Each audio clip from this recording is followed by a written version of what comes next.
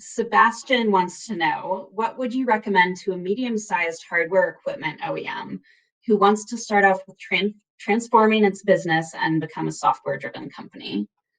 To objectively address four very fundamental dimensions in how all of this can evolve.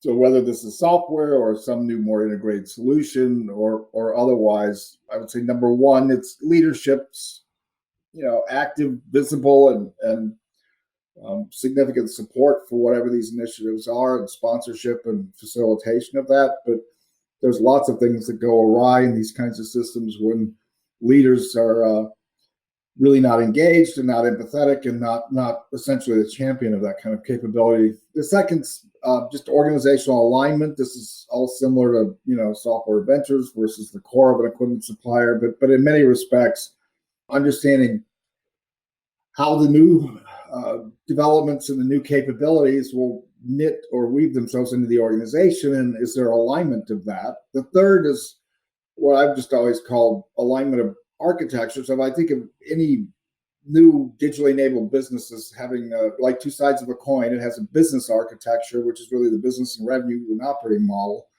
And on the other side of the coin, it has a technical or technology architecture.